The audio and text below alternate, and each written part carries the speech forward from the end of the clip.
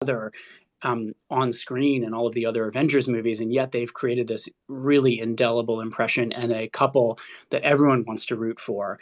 And that particular line, yeah, I didn't expect it to take off, but it doesn't surprise me because it's a beautiful line. And the origin of that line, I think, actually came, and Jack should speak to this, but Paul, I think actually felt like he wanted to say a little bit more in this particular spot, and Jack started to work on what that could be. And Jack, do you want to take over on where the line came from? Absolutely, absolutely. Yeah. Sorry about that.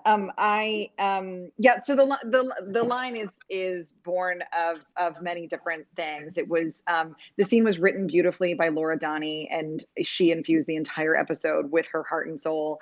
And yeah, Paul came to me when we had rehearsed the scene. We had been talking about the scene. Lizzie had some thoughts about how she wanted to express grief, which turned into that lovely sort of mini monologue about the waves and about the ocean, and which is just so beautiful and evocative and resonant in her performance. But Paul said that he feels that what Vision is able to do is he's able to sort of distill humanity down to a statement, down to an observation, an insight. And he referenced that gorgeous line in Ultron of a thing is not beautiful because it laughs.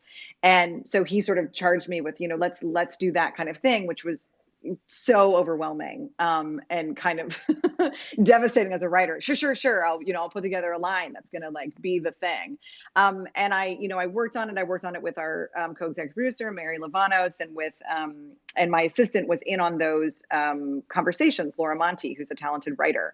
And I came up with something that was along the lines of, but what I wanted Vision to express is grief is not all darkness. It is not all sorrow. That grief is evidence of the beauty of the love that was there and the love that continues on. And so I had something along the lines of, what is grief if not love surviving? But we kind of agreed that there was something sort of desperate about the word surviving, and it didn't have the warmth we wanted. It didn't have the elegance we wanted.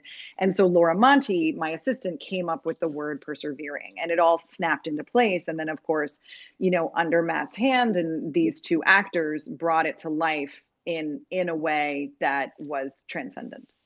I really felt there was an opportunity with Vision to do something that doesn't feel preachy, because he's sort of an ingenue trying to figure it out, and he's trying to work out what the biological imperative of grief is.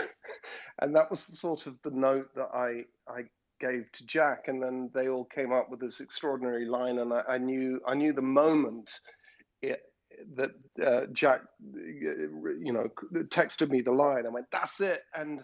And I will say that if you look at the edit, what you'll notice is that the line plays on Lizzie and in the edit, and well it should. And that's actually the thing that is sort of extraordinary about it, is her reaction to hearing this ingenue robot try to give her comfort, and in a sort of non-preachy way.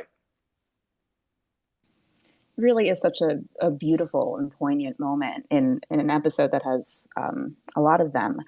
I think that we'd be remiss right now, she's not in this space with us, but to talk about Teyonah Parris and her wonderful, wonderful performance as Monica Rambeau, both outside the Hex interacting with Jimmy and the rest of the Sword team, and then inside with Lizzie and Paul and being part of that world there. But she is also going through a very specific grief journey of her own, grappling with, returning from the blip and becoming part of, stepping back into a world that was not the world that she left, and then also dealing with the loss of her mother in the midst of that.